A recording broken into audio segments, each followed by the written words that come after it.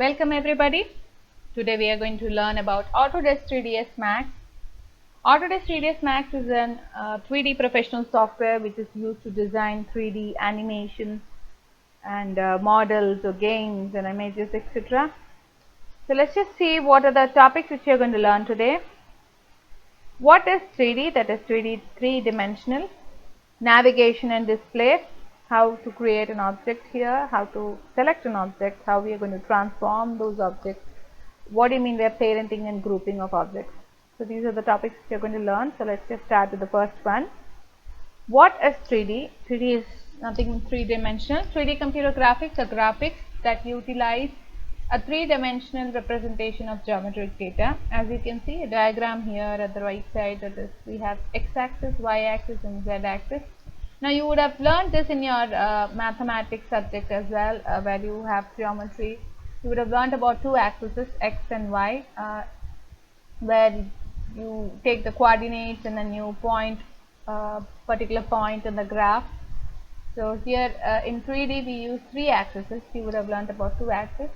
Now here, as the diagram shows, x shows the width of that particular object, let that be any object which they are going to create, and y shows the height of that particular object, z shows the depth of that particular object. This is an object which I inserted in Autodesk 3ds Max just to show you how the axes and are represented in Autodesk 3ds Max. So this is the perspective view where the objects are generally inserted. So this is x-axis, this shows x-axis, this shows y-axis, and this shows z-axis. And this is the perspective view where all the objects are inserted. Perspective view is something which is more close to the human vision, like as we see things through our eyes, the same way they have brought it here so that it appears in the same way as we look at it. And Autodesk 3ds Max was initially two different applications, 3D Studio and 3D Studio Max, and later it was combined together, and now it is called as Autodesk 3ds Max, and it is a professional 3D computer graphics program for making 3D animations, models, games and images. This, as I said earlier, so this is the professional 3D computer graphics software which we use to design games, and all the 3D games which you play, you would have watched 3D animation movies, all can be designed using Autodesk 3ds Max. And the people who developed and produced Autodesk 3ds Max are Autodesk Media and Entertainment. Now, as every software has an extension, like you have a Word document, you have extension called docs, and as you use PowerPoint presentation, it is with an extension .pptx. So likewise, 3D Max also has expired extension .max. So this is the basic raw format in which the animations or the games or the images which you design will be in .max format, and that you can later on export it into another format whichever wherever, and you can use it in the places wherever you like it. So the few extensions, few export formats in which it supports are .fbx, .ai, .dwg, .dxf, .igs, .sat, .stl and many more. Let's just move with us. So that's all with this one, and let's see what is the next topic. Navigation and display.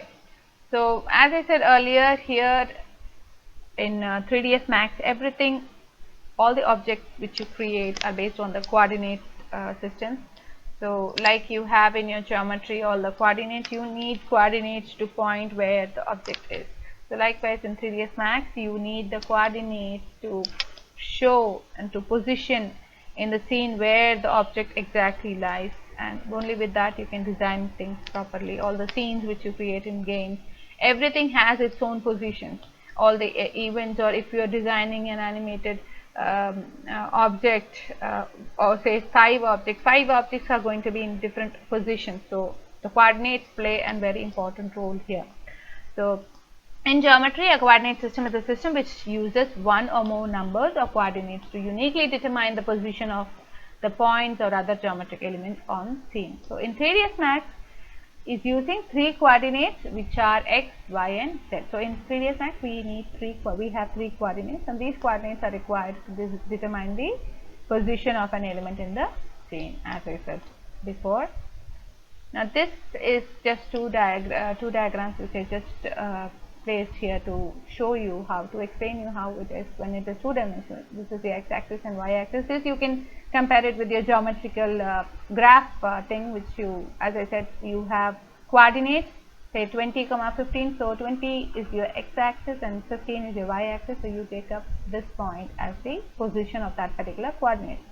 So when it comes to axis, see here the x-axis is in different direction, x, y, and z. This is how it is in 3D when it comes to three-dimensional objects. So your x-axis, your y-axis, and the depth, everything is shown, and you are able to see a three-dimensional object over here. Here it is a two-dimensional object, so you are able to see only 2D image. Here it is a three-dimensional, so you are able to see the depth of that particular image as well. The types of coordinates in 3ds Max are world coordinates and local coordinates. Now this I can explain you well when you will be able to understand well when I show you something practically in 3 dimensions. So world coordinates are the coordinates which you, as I showed you earlier, a teapot image, that is a perspective view. That the coordinates which we use in perspective view is the world coordinates, and the local coordinates are nothing but specific, which are very specific to a particular object. Coordinate display. This is regarding the places where the coordinates are displayed in your Autodesk 3ds Max. So you have in your status bar, you will be having x, y, and z axis. So these are the coordinates. These are the values which display where that particular object lies in your scene. Absolute button, this sets the exact coordinates. So this is the absolute button, so it sets the exact coordinates of that particular object in the world space. And you can also find the coordinate axis coordinate values in your edit menu, where you will find a transform type in dialog, and when you click on it again, coordinate details will get displayed on the screen. Home grid. The home grid is a basic reference system defined by 3 fixed planes on the world coordinate axis. So as you can see, when you design something, you will be having a grids.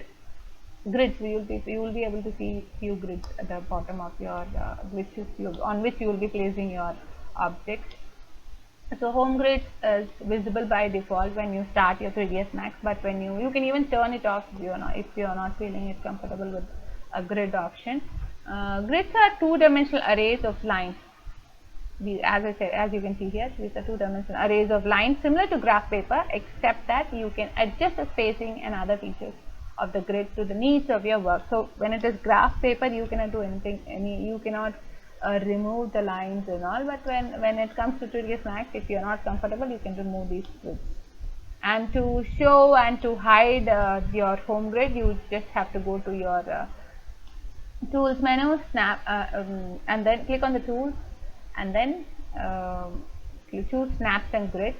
Then it will show home grid, and there's a shortcut key to hide the home grid key, home grid, and to make it reappear. The shortcut key is G. If you just once your Autodesk 3ds Max is open, if you use your key G key, automatically the home grid option, home grid will get hidden. By default, it is always there. If you want to hide it, you just have to click on the G option. Next is how we are going to create an object. This I'll show you practically how it works. This is how your Autodesk 3ds Max looks like when you open it. I'm using Autodesk 3ds Max 2019 educational version. You can find educational version. If you're purchasing it, it would cost you more. But I feel it is, as they are providing educational version free for an year for teachers and students, you can use this version for practicing. And you need the basic system requirement for installing Autodesk 3ds Max is you should have Windows 7 and above, Windows 7 Service Pack 1, and Windows 8, 8.1, 10 professional version. You can use above all this, that is Windows 7 above.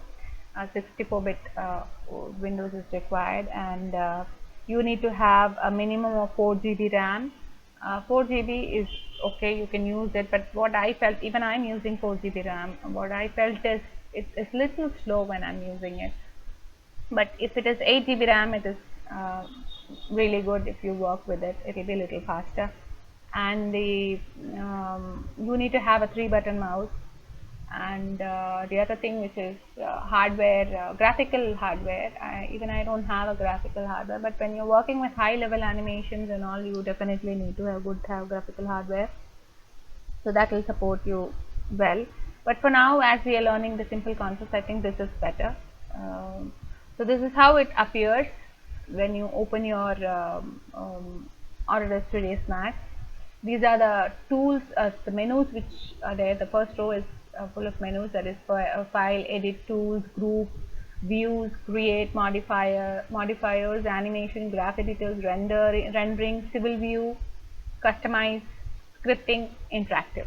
So these are your menus which are available here, and next row consists of the main toolbar. So you can see undo, redo, the basic things. I'll just tell you the very basic things we are going to use.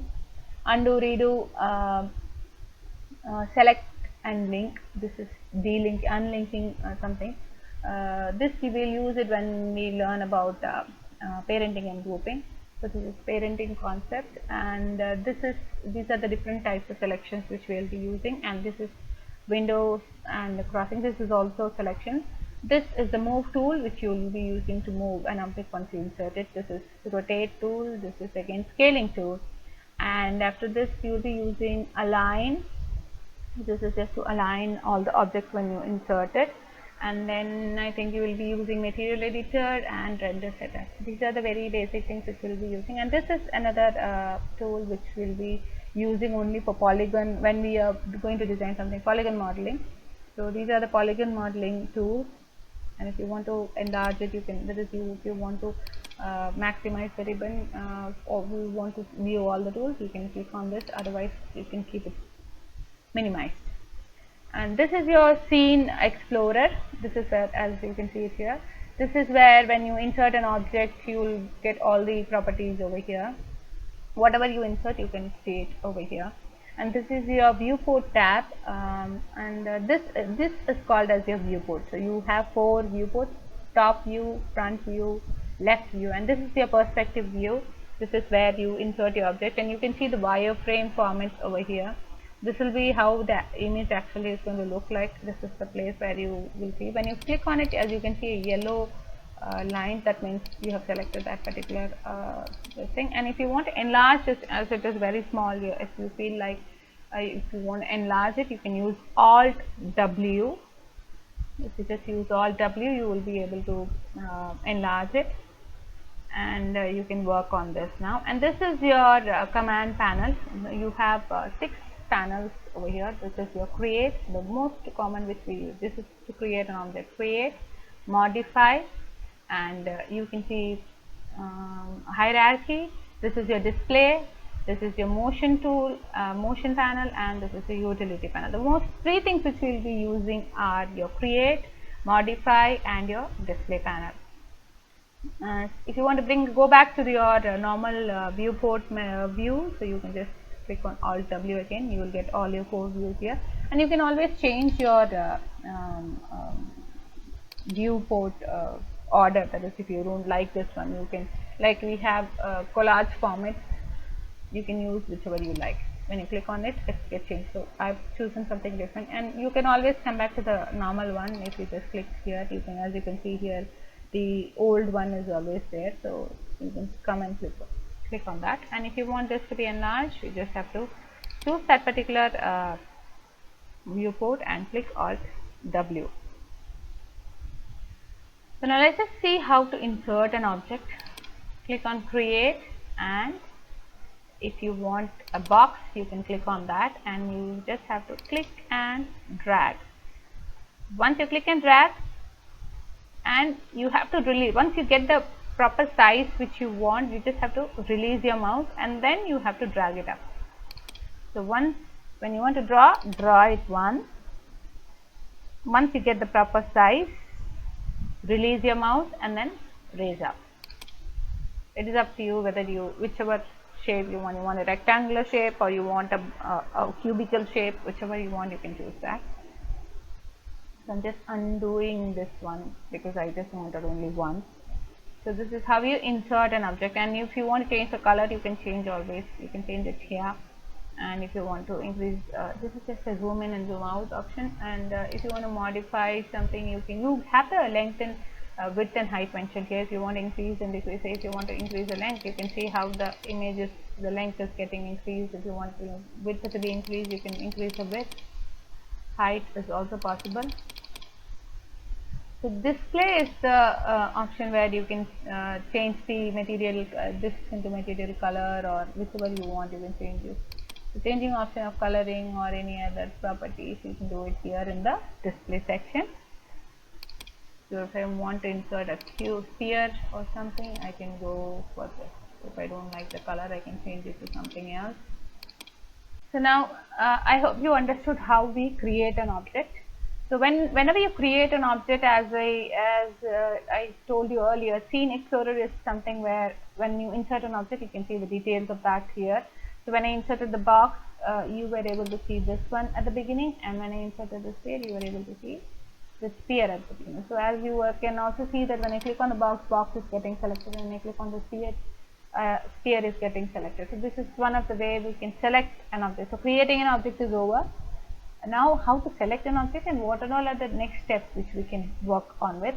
And a few more details are the, as I told you earlier, in the status bar you will be able to see the coordinate details of each object. Now the sphere is selected, so sphere coordinate details are getting displayed here. When I click on the box, you are able to see the coordinate details of the box. So this is how the coordinate details are about. And next thing is, if you know how to rotate or move one particular object. So here when you click on an object, you are able to see the axis, that is, this is x-axis, this is your y-axis, and this is z-axis. This is always the same when it is perspective view, when it is in a perspective view, x, y and z.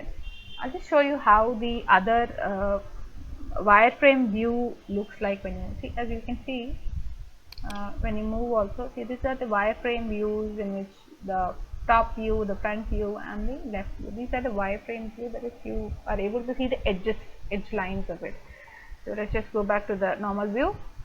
That is the perspective view. Now if you want to move to the z-axis, you just have to use this, and you're just clicking on the axis lines and then you're moving. If you want to move the whole thing, you can click on the center and then you can move it. And the same case with your sphere also. Now I'll show you how to rotate. E is a shortcut key for this rotate. Okay, when I'm clicking on this and I'm using E,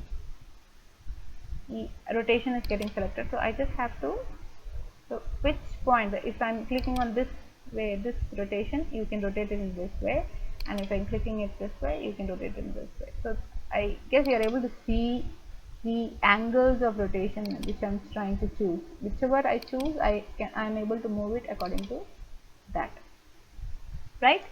So if it is sphere, again, a sphere, you won't be able to see much difference as it is a spherical item. It is moving actually, but you are not able to see how it is moving. So when it is a box, it is a little clear, so you are able to see how it moves.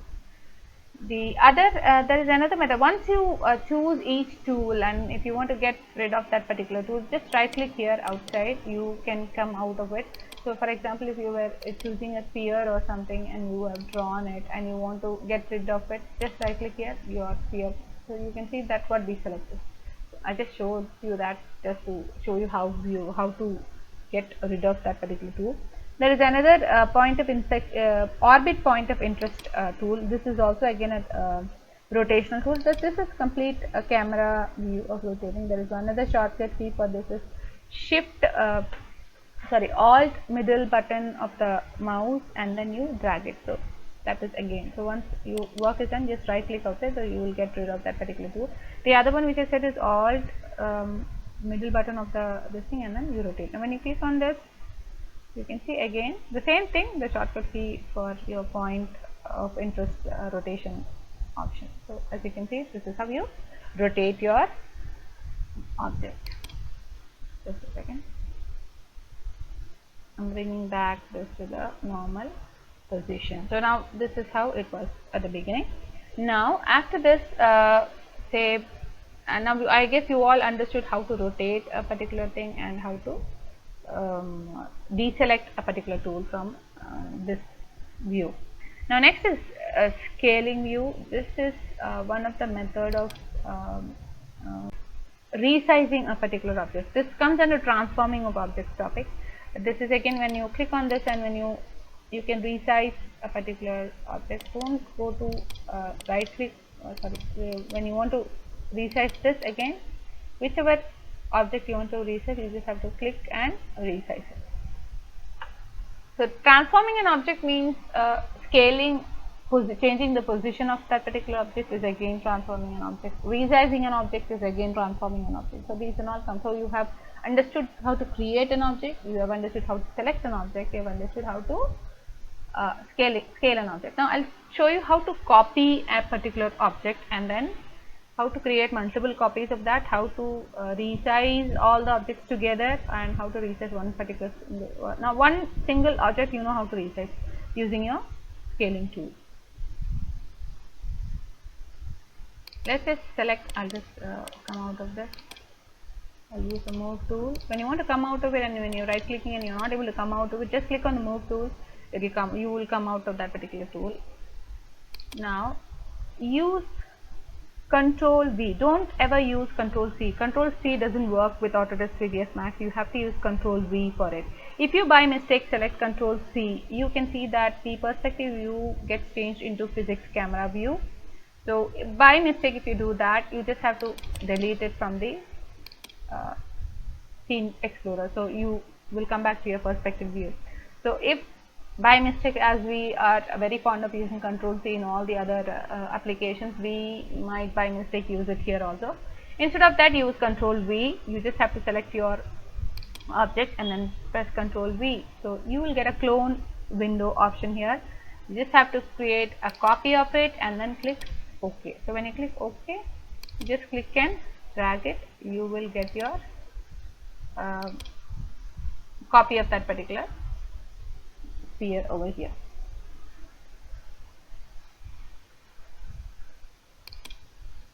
Let us keep it here. And if in case, now here I could create only one single copy of that particular object, and if you want multiple copies of the same object, you just use shift and drag. When you shift and drag that particular object, another copy of that object is created. One second, I'll just drag it to the shift and drag. When I'm doing it, you will get another clone window. The difference between the previous one and this one is here you will get the number of copies option as well. So if I want 3 more, I just have to click 3. So 3 copies of that got selected. Let me just delete this box just to show you how the cloning works, how the copy or instance works.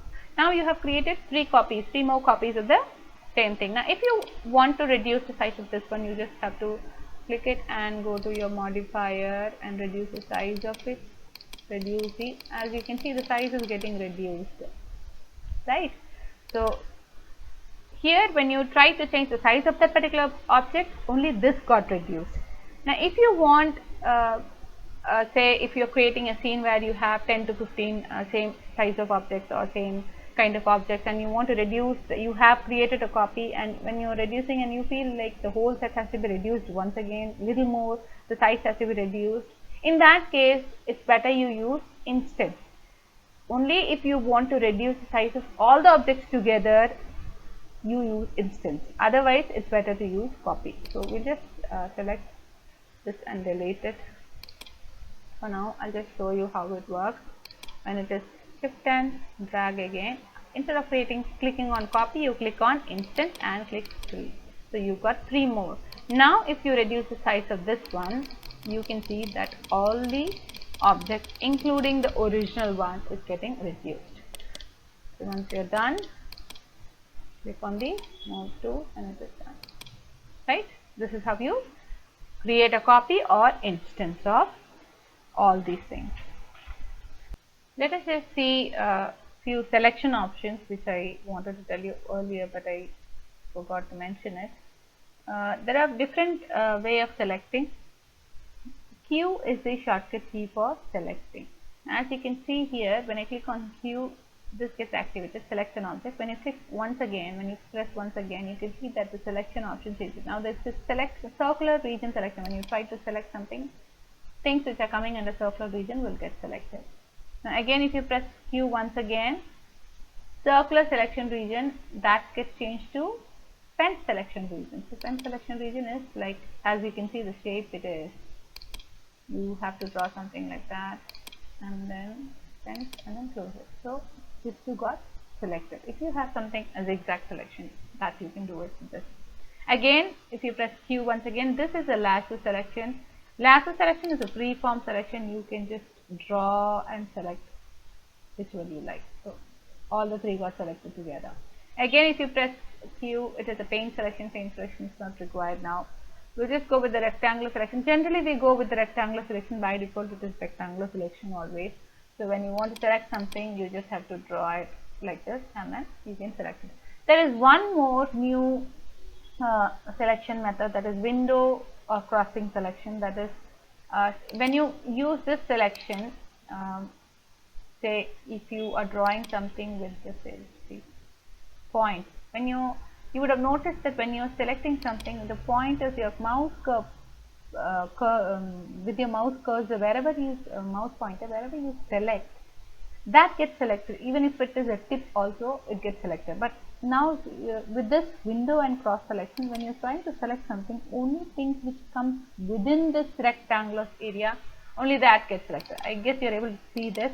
When I'm trying to select the cuboid and this sphere, the spheres are not completely selected, but the cuboid is completely selected, which is coming under within that window. So when I'm releasing a mouse, only the cuboid gets selected, this doesn't get selected. This is an additional selection method. So these are the selection methods which are there in your Autodesk 3ds Max. So let's just move with the next topic, that is your parenting and grouping. Now these are few shortcut keys which I have mentioned, which I told you earlier. Alt plus window is to bring your viewport screen and full screen viewport. Bring your viewport, perspective viewport, or let that be any viewport. You can just bring it to full screen by pressing Alt plus W. Control plus P is to copy, or Shift plus drag is to that creating copy windows. You get a clone window there. And Alt middle button and drag. When you Alt middle button and drag, also your object can be rotated. Q is a shortcut key for rotation. W is again select and move. E is for select and rotate. R is for scaling. I have already shown you how to scale an object. So R is for scaling. Alt plus A is for aligning. Aligning I'll just show you a little later. Parenting and grouping is the next topic. So grouping is nothing but when you have say 3 objects or 10 objects, and when you want that to act as one single object, that is multiple objects to act as one single object, you can use this grouping method. This you will be able to understand when you start creating many models or objects in your Autodesk 3D Max. You will get familiar with this, but I'll show you with practically how it works actually. Sorry. Parenting is again creating links. Now there is a difference between grouping and parenting that you will clearly understand when I show you practically. The difference, I'll tell you verbally what is the difference. That when it is grouping, you're going to group say 3 objects or 4 objects. You're going to group it into one single container, and when you're moving your object, the whole group will move together. But when it comes to parenting, you're going to create links between objects. One advantage of this is that you can parenting is that when you are trying to move one single object, you will be able to move it easily, rather than your group. When you try to move one single object, you cannot, because the whole group will move together. So let's just see practically how this thing works. So I'll just show you grouping concept first. So these are the 3 objects. One is your cube box, your sphere. 2 spheres are there. One is little big and the one is little small. So we'll just select all 3 together. Oh sorry, let me just select the rectangular selection first. We'll select all the 3 objects and go to this group menu and click on group. So I'm going to give this object as object 1 and then click OK. Now you can see that here the object 1 is the main group name, and these are the elements, these are the objects within. So these three comes under same the thing. If I am trying to move this, the whole object moves together. As I said, group, when this will be useful only when you want multiple objects to act as one single object. Now, if you want to say you want to detach an object from this, or you want to ungroup this, I'll show you what are the methods of it. Select the object. Even if you click on one object, the whole group is going to be selected. Go to group again and open. Say, now you can see a pink color border over here. Now if you want to do some adjustments, now earlier the positioning of the object was not that good. So if you want to do some positioning, you can do that now. Say I want to bring it together, something like this. So now everything has come to one single line, and now it is grouped together properly. So I'm opening that group, doing the adjustment, and then I'm closing it. So now it is again come to a proper alignment. Now if I just want to say ungroup this, or if I want to detach a particular object from this group, so I just have to go to object again, group again, open it. If I want to detach it, just select it and go to group again and detach. So this got detached. Say if you want to delete it, you can delete it also. And if you want to attach it once again you have to go to the group and you just have to select on attach, and now it is waiting for us to choose the object. So I just have to click here. Either I click here or either I click the object directly, so it will attach automatically. So then a sphere 2 got attached. So sphere 2 was the object. Either I click on this pink color line or either I click this. Whichever. Here also if I click, that whole group will get, whole object will get attached to the main group. So I have attached it, and again I am closing it. So again it is attached now. If I want to delete also, again I have to select, go to this group and do the deletion process. Right? I hope you understood this one. Next is, if I want to ungroup this, say there are two different ways of ungrouping a group. Say I have the object is already selected. I just have to click on ungroup, so it is ungrouped now. There is no group, as you can see. There is another method for ungrouping objects. Say even if it is the option is explode. Explode is more or less same like ungroup, but the difference is ungroup can ungroup only one single group, whereas explode can ungroup the whole. Say if you have 10 nested groups within one single group, everything gets ungrouped together. So for example, let us see if I am creating a group for this one. So I'll just create a small group for this one. Let us say it is spheres. I'll click OK, and then now I'm trying to create another group here. Again I'm creating a group, so let us call it as object 1. So I'm clicking on OK. Now as you can see, object 1 is a group which has another nested group called sphere, and this is one group, and including this box again it has formed another group. So now when I am going to ungroup, say I'll use explode. When I use explode, all the groups together got ungrouped. So this is the difference between ungrouping option and explode option. So these are the two ways in which you can ungroup a group. I hope you all are clear about the grouping concept. So let's just move to the next topic, that is parenting. So in parenting, always the link is created from the child to the parent. So I'm just going to create a link to the child to the parent. So the functionality is going to be like the child can move wherever it wants, but the parent, when the parent object tries to move, both the objects moves together. So let's just create a link first. I'll just select the object. This is the tool which we are going to use to link create link. Select and link tool. Click and drag and create a link. So once the link is created, as you can see, click on the move tool and try to move the object. This can move wherever it likes, but when this object, when that is the parent object, is when it is trying to move, both the objects move together. So let us just create a link from this parent to the main parent. So already these two are linked together. So let's just create a link from this one to this one. So again I'm going to click select a link and then join this. So I've linked all this to this one. So when I'm trying to move this, when I'm trying to move this, this, I'm able to move the object. When I'm trying to move this, both objects are moving. When I'm trying to move the main object, all the three as it is linked, it is moving together. So let us deselect all these objects first. That is delinking. Unlink, we have to unlink this.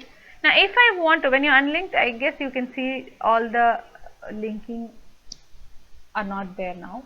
When you link something, the linking was visible here in the Scene Explorer. Now when you now if I want the objects to have freedom, say I don't want this to act as a parent, or this also should be able to move wherever it likes. If I want a property to be created in that way, then I have to choose both objects, and again I have to select the link and click and drag. Now you can see two lines are coming out of this tree as both the objects were selected. I'm going to link these two together to the main parent. So now when the parent is moving, both the objects are moving, and the object also has their own freedom to move wherever they like. So this is how parenting works. In parenting, you're going to create link. When it is grouping, you're going to create group. As a container, it will be multiple objects act as one object. Here, even though the objects are linked, they have freedom to move wherever they like. I hope this concept is clear. So let's just move back to the PPT. So with this, all the topics of this chapters are covered now. I hope all of you are clear about all the topics. If you have any doubts, please post your comments in the blog. I'll get back to you soon. Thank you.